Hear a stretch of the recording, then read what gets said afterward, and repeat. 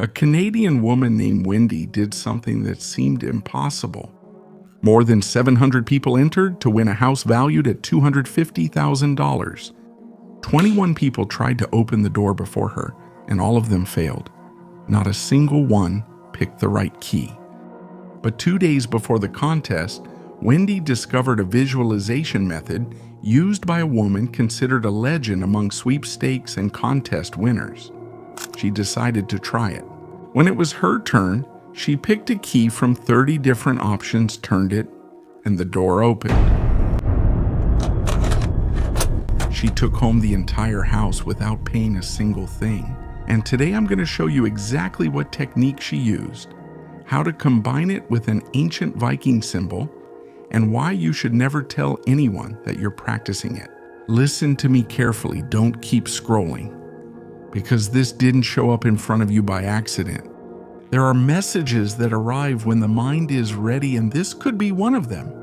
In your left hand, there is a force that most people never learn to use. A kind of internal frequency capable of attracting opportunities, money, and strange coincidences, just like a magnet attracts metal. The ancient Vikings knew about this power, and they left symbols carved in stone to represent it. Decades later, a woman named Helen discovered how to activate that mental mechanism. For more than 40 years, she won over 5,000 prizes. Yes, 5,000. And we're not talking about free mugs or horrible fairground keychains. We're talking about cars, trips, money, appliances, and even entire houses. When you mix her mental technique with certain ancient symbols, the result is disturbingly powerful. The rune I'm going to reveal to you isn't some fantasy from the internet, nor a cheap superstition sold by someone with a wolf profile picture. It's a Viking symbol that has been used for centuries by merchants, warriors, and people obsessed with prosperity and victory. And today you're going to learn how to use it before you buy your next lottery ticket. But first, I need you to do something. Look at your left hand, open it completely. Now repeat mentally, this hand magnetizes abundance. But don't say it like an empty phrase. Feel it. Imagine your palm starting to fill with energy, as if every line on your hand were a channel through which abundance, opportunities, and wealth flow. Did you do it? Perfect. Now write in the comments, my hand inevitably attracts prosperity. Because when you declare something publicly, your mind stops seeing it as just a wish and starts treating it as an identity.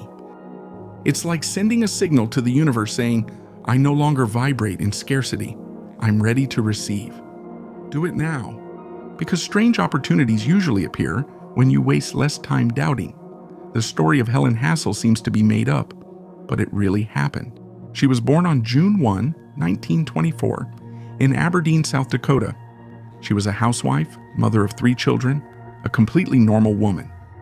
No one would have imagined that she would end up becoming one of the most famous winners in the world. Everything changed in 1952. Helen found a book, The Power of Positive Thinking, by Norman Vincent Peale. And within those pages, she read 3 ideas that transformed her life forever. You can get what you want. You must have absolute clarity about what you want, and you need to imagine yourself as if you have already achieved it. Helen decided to put it to the test. One day, her husband came home excited about a Coca-Cola contest where they were giving away an outboard motor. Helen closed her eyes. She visualized the motor. She imagined her hands touching it. She heard the sound of the water. She saw her husband smiling in the boat, and she won. That was just the beginning. Over the next 4 decades, Helen won all kinds of things: cars, vacations in Europe, cash, appliances, books, trips, and even a huge house of more than 4,300 square feet that was showcased at the 1964 New York World's Fair. But here's the important part. Helen didn't believe in luck. She trained her mind. She developed a technique called blue blueprinting. Basically, she built mental images that were so detailed and vivid, so intense, that her brain stopped distinguishing between imagination and reality. And when your mind accepts something as real, you start to act, think, and move in a completely different way. That's when strange things start to happen. Helen's method was called SPEC. 4 simple steps, but incredibly powerful when applied correctly. And today I'm going to show you how to combine them with ancient symbols to further enhance the process. The first letter is S. Select it. Be specific. Don't say I want money, that's too vague. Say exactly how much you want, when, and how. For example, I'm going to win $10,000 in Saturday's drawing. Clarity gives your mind direction, and a mind with direction stops wasting energy. Helen saw exactly what she wanted: the color, the brand, the model, every detail. That precision was part of her advantage. The second letter is P. Project it. But here's where it gets interesting. Don't imagine the future, imagine the present. Helen didn't see herself winning someday. She saw herself holding the prize right now. She heard people congratulating her. She felt the weight of the object in her hands. She mentally lived in the end result. Your task is to create an image so vivid that your brain stops seeing it as fantasy and starts registering it as a memory. The third letter is E. Expect it. And this is where almost everyone ruins the process, because it's one thing to have hope and a very different thing to have certainty. Hope still doubts. True expectation does not. Think of it this way. When you buy something on Amazon, you don't stand at the door thinking, I hope it arrives. You already take it for granted that it's on its way. Maybe it takes longer. Maybe the delivery guy gets lost 3 times like always. But you know it will arrive. That's expectation. It's not that I hope it happens. It's I know it's already coming. Helen took part in every contest with that mindset. She didn't act like someone trying to win. She acted like someone who had already won. And she was just waiting for the physical confirmation. And when your mind enters that state, you start to move differently. You speak differently. You make different decisions. Your energy changes. The last letter is C. Collect it, receive it, get ready to receive what you are asking for. Organize your wallet, get your bank account in order. Make physical space for what you say you want to attract. Because if you claim that abundance is coming, but you live as if it will never arrive, your mind receives contradictory signals. Act as if you already know money is coming. Because, according to this philosophy, you are creating reality. You are reaching a reality that has already started moving towards you. Now that's more like it. The time has come to reveal the symbol, the Fehu Rune, the ancient Viking symbol that, according to ancestral tradition, represents wealth in motion. Fehu is the first rune of the ancient Nordic alphabet, known as Thark, and its original meaning was something extremely valuable to the Scandinavian people: livestock. Yes, cows. Don't laugh yet. Back then, having livestock was literally having money. With animals, you paid debts, bought land, negotiated power and sovereignty. You survived entire winters. So Fehu ended up becoming the symbol of all material wealth: gold, property, abundance, resources, and tangible prosperity. Everything you can touch in the physical world. And the most interesting thing is its shape. Imagine a vertical line descending like a channel of energy between the sky and the earth. That line symbolizes your connection with the source. Now add a diagonal line coming out from the top to the right, then another one from the center. 2 branches, 2 currents, 2 streams of abundance expanding. The idea behind Fehu is powerful. Wealth doesn't come from just one place.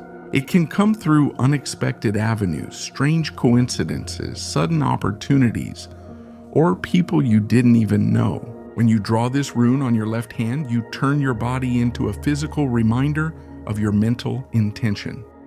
And according to many ancient traditions, the left hand represents receiving, the hand that attracts, the one that accepts, the one that receives.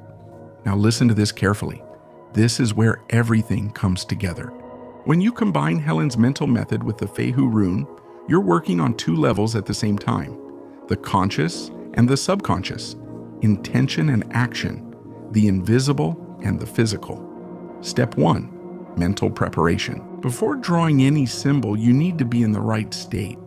Sit quietly for a few minutes, take a deep breath, close your eyes, and apply the SPEC method. Define exactly what you want. Visualize yourself holding it. Feel it as something inevitable, and mentally receive it before it exists physically. Step 2, the drawing. Take a red pen. Red symbolizes fire, movement, energy, action. Open your left hand and slowly draw the Fehu rune in the center of your palm. First, the vertical line, from bottom to top, as if you were raising energy from the earth. Then the upper diagonal. After that, the middle diagonal. Do it slowly, with intention. Not like someone signing a bank receipt half asleep. Step 3, activation. And this is the detail that most people ignore. After drawing the rune, you must activate it. Blow 3 times on your hand. With each exhalation, imagine a golden light igniting the symbol, and then say out loud, "Thank you, thank you, thank you," 3 times. Because giving thanks before receiving completely changes the emotional state from which you are asking. And according to this philosophy, that emotion is the key that unlocks manifestation. Step 4, silence.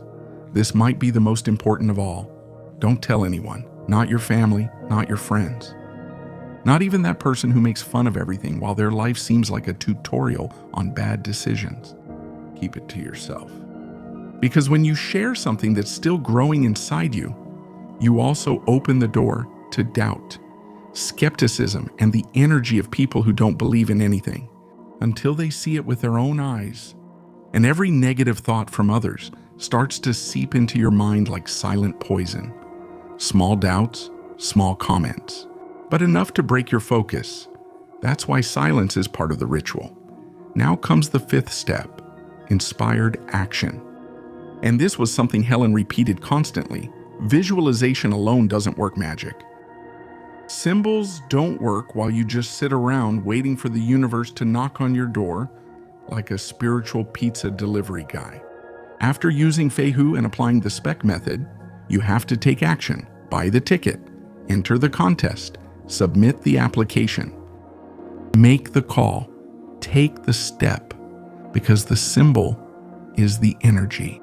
Visualization is the direction, but action is what makes everything real. The 3 things together create change. Now, Fehu is not the only rune related to prosperity. There are other runes considered extremely powerful when used with intention and mental focus. The first is Hebor, the rune of exchange. Its shape looks like an X, 2 lines crossing each other in perfect balance. Hebor symbolizes the universal law of giving and receiving, the idea that what you give to the world eventually comes back multiplied. To activate it, draw it on your right wrist, right near the pulse. That point represents the flow of vital energy. As you draw it, think, "I am ready to receive what I deserve." Then blow on it 3 times and repeat, "Everything I give comes back to me multiplied." The second rune is Head, the rune of the harvest. It represents the moment when you finally reap what you have already sown, because not everything comes instantly. Some blessings need to mature. Just like a seed buried underground, even if you don't see it, it keeps growing. Head is especially powerful for those who feel they've been working for months without visible results. Draw it on the inside of your left elbow. That spot symbolizes flexibility, and many times abundance comes in ways completely different from what you imagined. Activate it by saying, "My harvest arrives at the perfect moment." The third rune is Dagas, the dawn, the sudden change, that moment when everything suddenly changes. Dagas symbolizes the shift from darkness to clarity, the exact moment when an unexpected opportunity appears, and you understand why nothing worked before. Its shape looks like a tilted axe. Draw it between your eyebrows, in the center of your forehead, the place symbolically associated with inner vision. and as you activate it, repeat. Today, a new stage of prosperity begins for me, but here comes something even more unsettling. The ancient symbols could be combined. And when they were joined correctly, they formed a much more intense kind of energy formula. The most powerful combination of all was the triple Fehu, 3 times the same rune, 3 layers of abundance, 3 currents of energy pointing toward prosperity. For the ancient Nordic peoples, the number 3 was sacred. It represented creation, balance, and expansion, thought, word, and action, mind, body, and spirit, past, present, and future. That's why triple Fehu was not seen as more of the same. It was an amplification. Draw the Fehu rune 3 times on your left palm, one on top of the other. First Fehu, blow on it and say, "Abundance is coming to me." Second Fehu, "Abundance grows within me." Third Shehu, "Abundance is part of who I am." Then slowly close your hand into a fist. Bring it to your chest and feel as if that energy begins to expand throughout your whole body. Now, I know exactly what many are thinking. Does this really work? Good question, because it's one thing to hear theories and another to see results. Wendy's case is documented. More than 700 participants, 30 finalists. 21 people failed before her. 2 days before the contest, she learned about Helen Hadsall's SPEC method. She defined exactly what she wanted. She visualized herself opening the door. She felt the excitement as if she had already won. And when it was her turn, she chose the right key. The door opened and she won a house valued at $250,000. But that's not all. On social media, there are thousands of stories related to Fehu and other similar symbols. A woman shared on TikTok that she drew triple Fehu on a Friday night. The following Monday, she got a call about a job she had applied for 6 months earlier and had already given up on. 6 months of complete silence. And right after the ritual, the phone rang. They offered me twice the salary I had asked for. Fehu works. That was one of the most shared testimonials, and it wasn't the only one. Someone else posted on Instagram. I've been drawing Fehu on my palm every morning for 2 weeks. Since then, I received an unexpected refund. I found $200 in an old coat, and my boss gave me a surprise bonus. I don't know if it's a coincidence, but I'm not planning to stop doing it either. Now listen to this. The strongest evidence isn't just the viral stories from the internet. Helen Hadsall taught her method to thousands of people for decades. Her techniques were studied, documented in books, and used in mental training programs like Silva Mind Control. And the most interesting thing is that the principle still works today for a simple reason. The human mind hasn't changed. Conscious visualization is still one of the most powerful psychological tools that exist. But be careful, because there are mistakes that can completely ruin the process. And according to this tradition, some can even attract the opposite effect. First mistake, drawing Fehu upside down. Never draw it upside down. Because in runic symbolism, an inverted Fehu represents loss, blockages, money slipping away, scarcity, and financial chaos. The energy is flowing, but away from you. That's why you must pay close attention to every line. The vertical line always goes from bottom to top. The diagonals from top to bottom. If you make a mistake, erase it. Wash your hand and start again. No rush. Second mistake, using it with doubt, and this might be the most dangerous one. If while you're drawing you think, let's see if it works, you've already lost. Because doubt breaks the mental state necessary for visualization to have real emotional impact. Helen kept repeating something constantly. It's not enough to wish. You have to expect the result as an inner certainty. Your mind needs to feel that it has already happened. If you can't believe it even for a few minutes, then your subconscious receives mixed signals. And mixed signals generate mixed results, or even worse, no results at all. Third mistake, talking too much. Yes, silence again.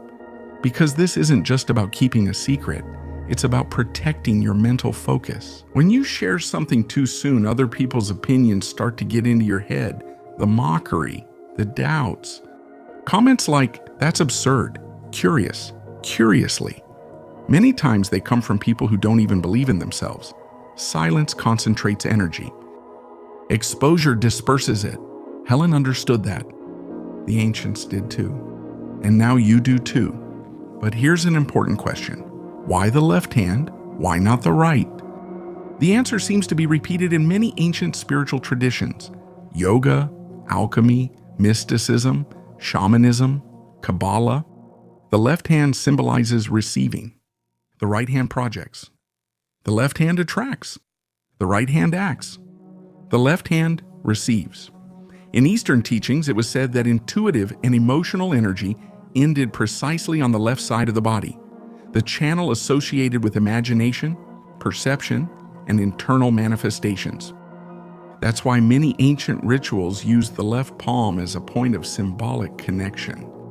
There's something even more interesting. The left hand is connected to the right hemisphere of the brain, the creative, intuitive, visual side. The side that doesn't need logic to feel certain. When you draw symbols on the left, you're speaking directly to that deep part of your mind that responds more to images and emotions than to reasoning. Your subconscious doesn't analyze possibilities. It responds to what it feels is real. And for the subconscious, the word impossible doesn't carry as much weight as we think. Now let's talk about the perfect moment. Because according to this philosophy, timing matters.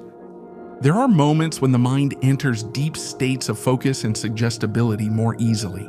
The first is before dawn, between 4 and 6 in the morning when everything is quiet, when the world is still asleep. Many mystics called that time the hour of the wolf, the point when the rational mind is most relaxed and inner images feel more intense.